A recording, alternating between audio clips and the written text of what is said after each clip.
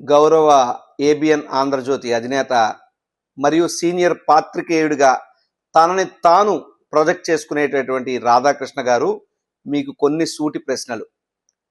మీరు మీ weekend comment కొత్త పలుకులో మాట్లాడారు. అవి కొత్త పలుకులు కాదు, చెత్త పలుకులు.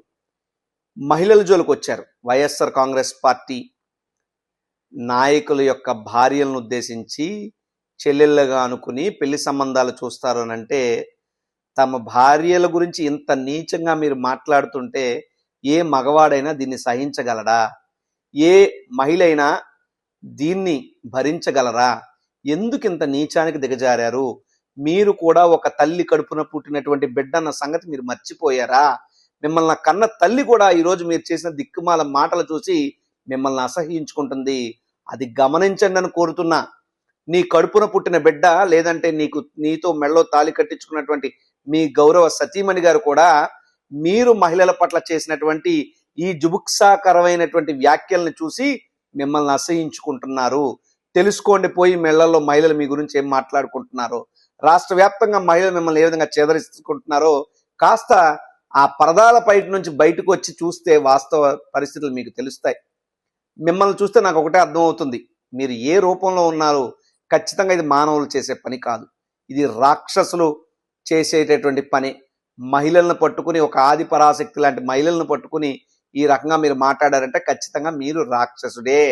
మీరు పశుపతి లాంటి వ్యక్తి అనడంలో సందేహం లేదు. అప్పుడెప్పుడో త్రేతాయుగంలో కానీ, తర్వాత ద్వాపర యుగంలో కానీ ఖచ్చితంగా మహిళ అయినటువంటి సీతమ్మ వారి జోలికి వచ్చినందుకే మహాశక్తివంతుడైనటువంటి రావణుడు కూడా మట్టి కొట్టుకుపోయాడు.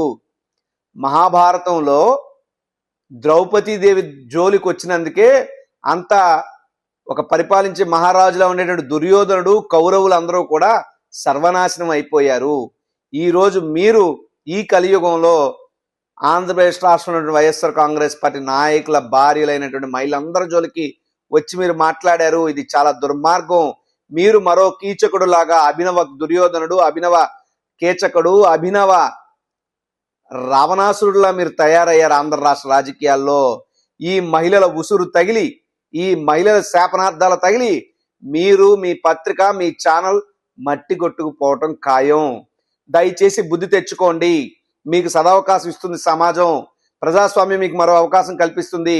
ఇప్పటికైనా మీరు చేసినటువంటి దిక్కుమాలిన వ్యాఖ్యలను వెనక్కి తీసుకుంటూ, ఏ ఛానల్లో ఏ వీకెండ్ కామెంట్లు అయితే మీరు ఆ మాటలు ప్రస్తావించారో అవి తప్పుగా వచ్చాయి, నన్ను మన్నించండి, క్షమించండి అని ముక్కు నేలకు రాసి మోకరిల్లి క్షమాపణలు అర్థిస్తే మీకు కనీసం మానవత్వం ఉంది అని చెప్పి మేము అనుకుంటాం. లేదంటే ఖచ్చితంగా మీరు రాక్షస రూపంలో ఉన్నటువంటి మానవుడే.